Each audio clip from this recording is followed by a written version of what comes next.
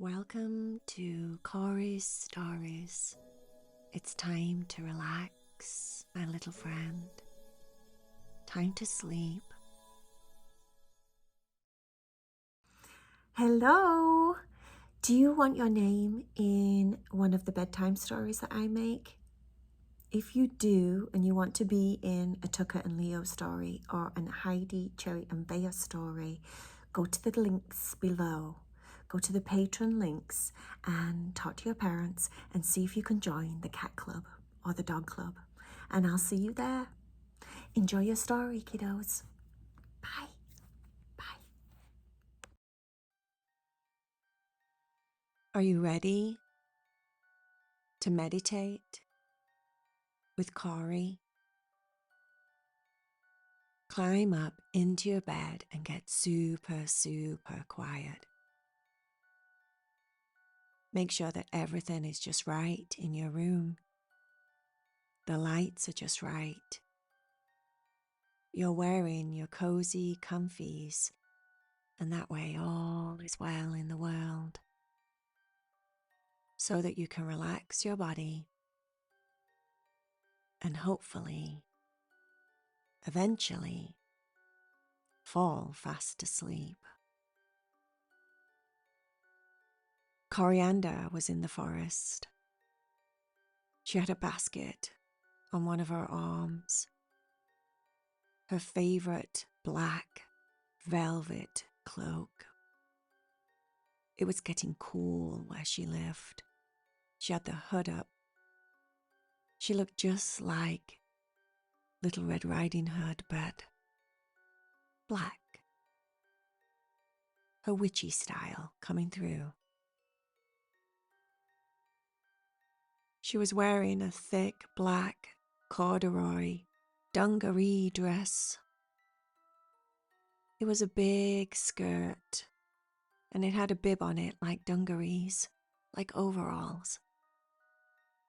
And underneath it, a white blouse with puffy sleeves and a frilly collar. Black boots, black tights. She was on the hunt for clothes. Halloween was just around the corner. Fall was definitely here for her. There was many leaves on the ground in the forest. Yellow ones, golden, brown, red. A lot of the leaves were still in the trees. They weren't completely bare yet. But winter was definitely coming. She was cold, but she needed clothes.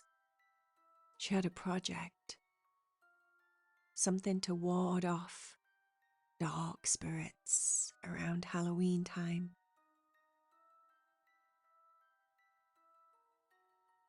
She managed to collect many clothes, the rich, fragrant smell wafting up as she carried them back home to where she lived. When she got home, Corriannda took off her big cloak and hung it up by the fire. She took off her boots and slipped on her comfy soft slippers. She went over to the table where she made all of her spells and emptied out all of the clothes onto the table. She sifted through them, pulling out bits of leaves and twigs that were also in the basket. She had a bowl of oranges by the sink that she'd previously washed earlier, and she brought the oranges over to her table. The orange fragrance was very fresh and intoxicating, and she rubbed one of her nails on the skin of the orange and the oils sprayed everywhere, and it smelt super, super orangey. The delicious mix of orange and clove was the best smell in the world, she thought.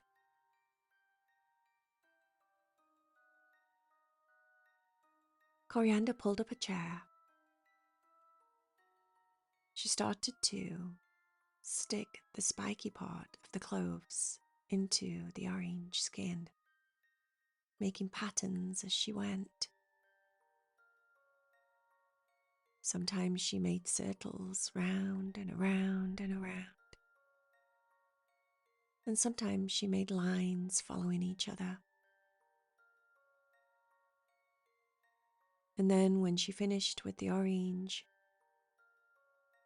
she tied a delicate black ribbon around the orange with a bow on top. Part of it was knotted so that she could hang them. Corriannda sat there for a long time, making cloved oranges. These cloved oranges had special powers. Not only did they make things smell delicious, they actually warded off dark spirits, bad spirits, any kind of ghosts, or anything that goes woo in the night. Corriannda loved Halloween. It was her favorite time of year. But hanging these oranges around the house, one outside of her door before anybody came in, it kept her house protected from the outside. She hung one in her wardrobe just because it made her clothes smell so nice. She hung one over the hearth where the fire and the stove was. She hung them by the windows, so each of the entryways into her home were covered by this protective ritual that she made. Corriannda was looking forward to Halloween now that she was fully protected. After such a long day of trekking through the woods, Corriannda's little feet hurt. She was tired. She decided to get changed and put on her pajamas. She brushed her teeth and climbed up into bed and started to read one of her favorite Halloween witch books. It was a story about a witch, about the age that she was, that roamed the lands trying to find the best Halloween celebrations. And every year she would travel somewhere different, joining in different villages and towns as they celebrated Halloween. Each chapter was a different place and a different town. And Corriannda loved the book because it had so many different adventures in it and really good ideas of what to do for Halloween parties. Eventually, though, she got tireder, even more tired, and her eyes wouldn't stay open. So she closed her book, rolled over onto her side, and snuggled into a pillow that she always hugged at night.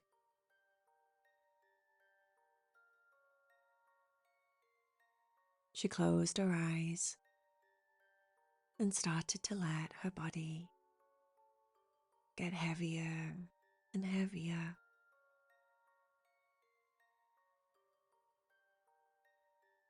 It didn't take Corriannda very long before she fell fast asleep.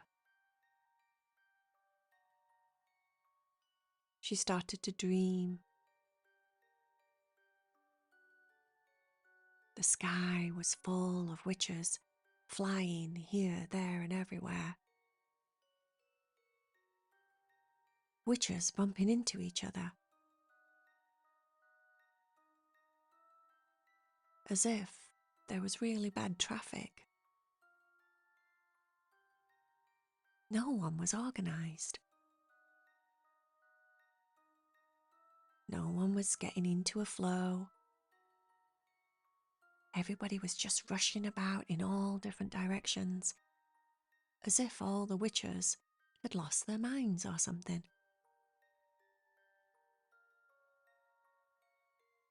She was trying to fly in a straight line and it was impossible. Witches kept buzzing in front, almost knocking her off her broom.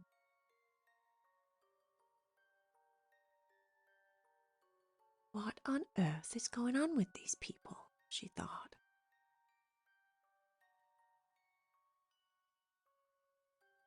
She realised that she had one of her oranges with the cloves stuck in it, dangling from the back of her broom. And no other witches did. Ah, these witches aren't prepared, obviously. She smiled to herself in her dream, feeling like she was the only one out there that had actually prepared herself for Halloween.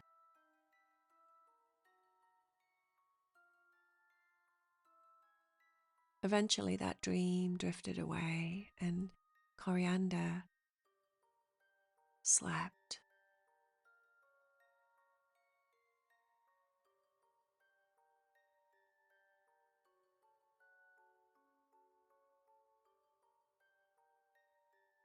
Her legs were so heavy.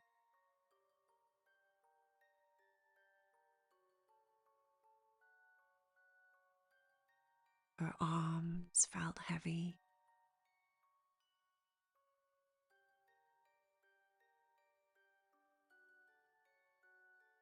Her whole body was tired. So tired.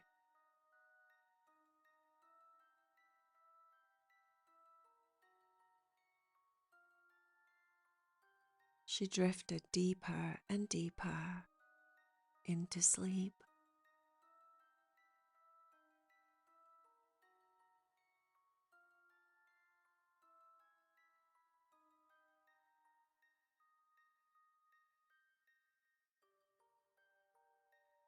Just waiting for Halloween.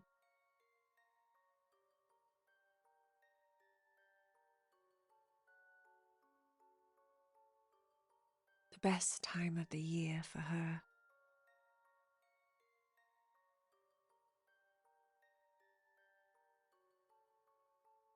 Sweet dreams, my little witchy poos.